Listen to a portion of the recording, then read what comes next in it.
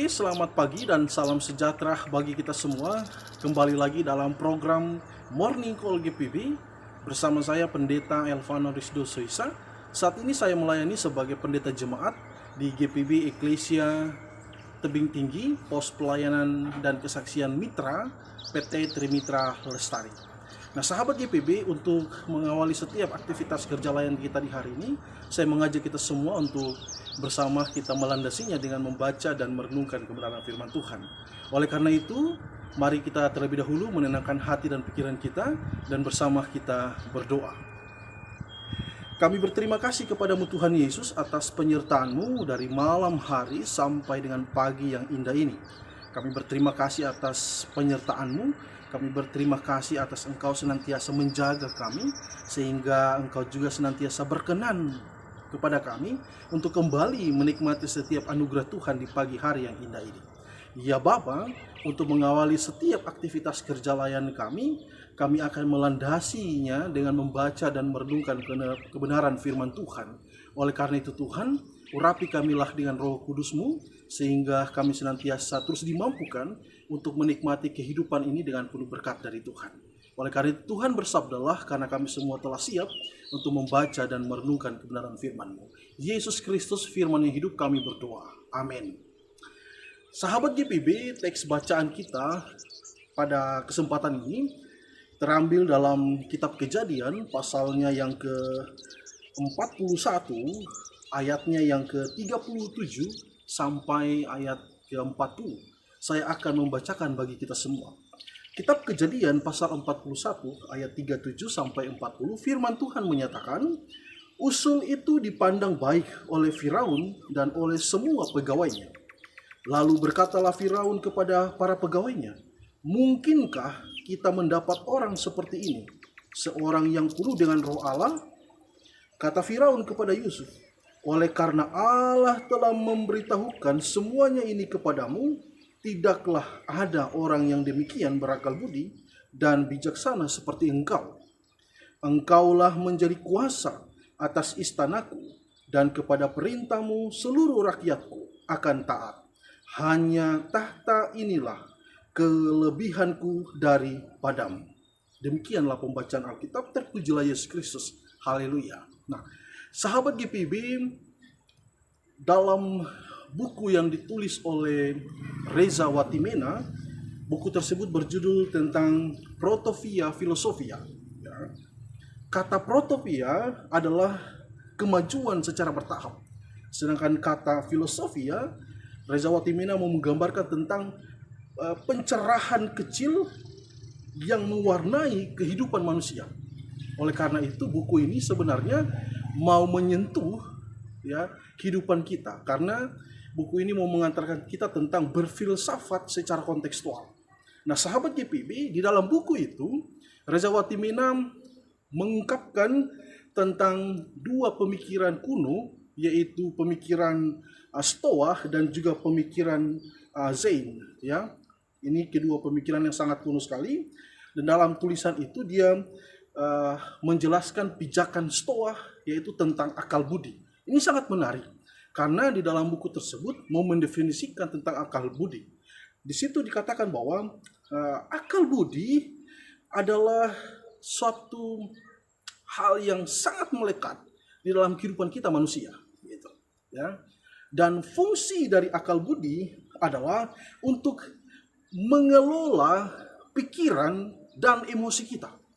Nah, ini yang sangat menarik. Akal budi itu berfungsi untuk mengelola dan mengatur setiap pikiran dan emosi kita. Di dalam hal tersebut mau mengungkapkan juga bahwa kemungkinan dia mau mengarahkan kita bahwa pemikiran yang terkelola dan emosi yang mampu terkelola itu akan membawa kita untuk mencapai sesuatu hal yang jauh lebih baik lagi.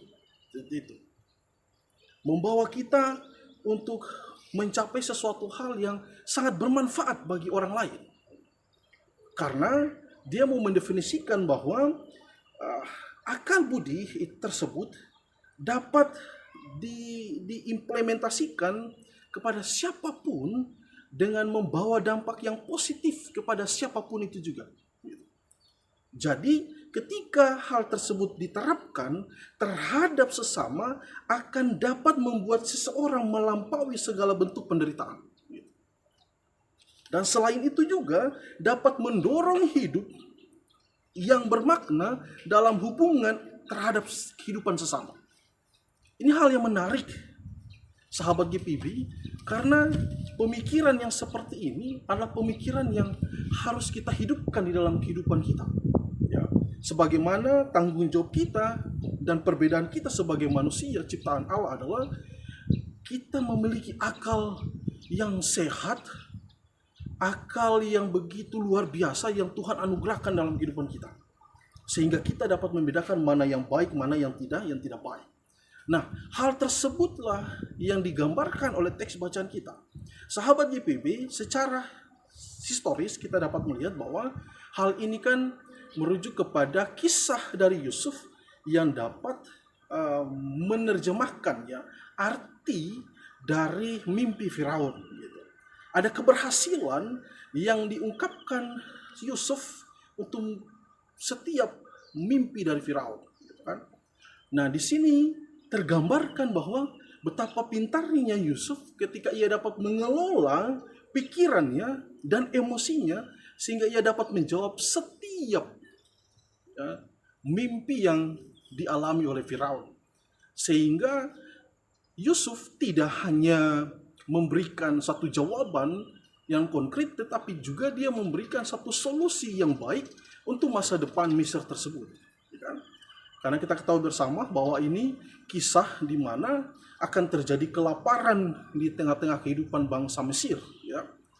Nah, oleh karena itu, sahabat GPB, digambarkanlah juga bahwa kepandaian dari seorang Yusuf, ia dapat memberikan yang terbaik, ia dapat menolong ya, bangsa Mesir dengan satu jawaban yang sangat visioner di situ.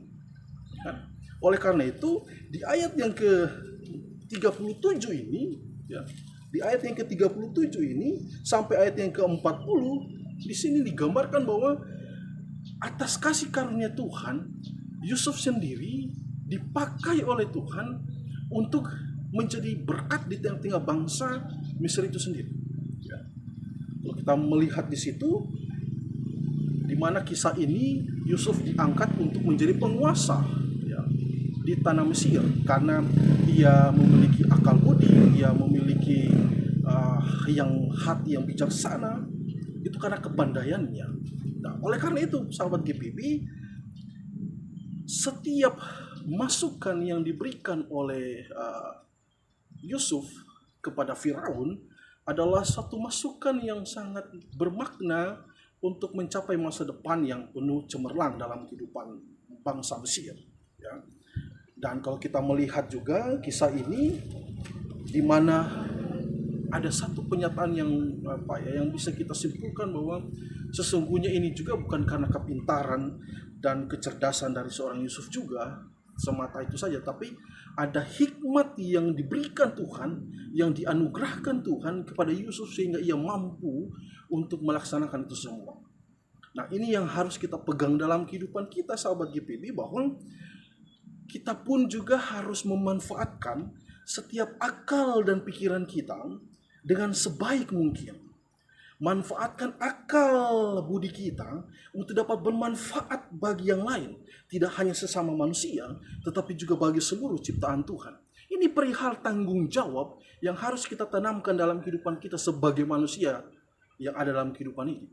Tuhan mempercayakan semuanya, kehidupan ini kepada manusia. Tetapi manusia juga tidak harusnya untuk semena-mena memperlakukan itu semua. Tapi manusia harus bertanggung jawab atas semua yang Tuhan sudah berikan dalam kehidupan kita. Dalam momentum hari ini, kita akan berhadapan dengan berbagai macam tantangan dan rintangan dalam kehidupan ini. Dan kalau kita melihat realita kehidupan saat ini, peperangan di mana-mana yang mengakibatkan juga kita terjadi krisis kemanusiaan. Tidak hanya jadi krisis kemanusiaan, juga akan berdampak kepada krisis pangan yang terjadi dalam kehidupan dunia. Nah, ini yang sangat penting. Oleh karena itu juga sahabat GPB, untuk merefleksikan kehidupan kita dengan alam, kehidupan kita dengan sesama manusia, kita dipanggil untuk bersama-sama mengimplementasikan akal budi itu dengan sebaik mungkin dalam kehidupan ini. Kita terpanggil untuk menyentuh semua perihal kehidupan ini dengan sebaik mungkin. Kita terpanggil juga untuk bersama membangun baik bangsa ini, baik gereja, bahkan dalam kehidupan pemeliharaan alam semesta ini. Karena bagaimanapun ke depan regenerasi kehidupan manusia kiranya juga dapat merasakan hal yang sama atau bahkan jauh yang lebih baik lagi daripada kita saat ini. Oleh karena itu sahabat GPB yang terkasih dalam Tuhan, marilah kita bersama untuk membangun ini semua. Marilah kita bersama untuk menanamkan jiwa visioner yang jauh lebih baik lagi. Kita harus menjadi bermanfaat dalam kehidupan ini.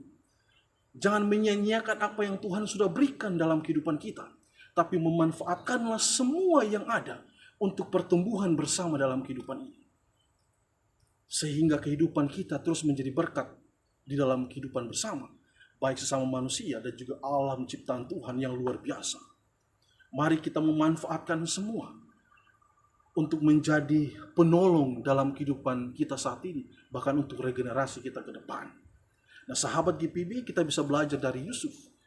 Ia tetap setia, ia tetap taat kepada Sang Tuhan, dan ia tetap menjadi berkat di tengah-tengah kehidupan bangsa Mesir. Ia mempersiapkan yang terbaik untuk bangsa Mesir.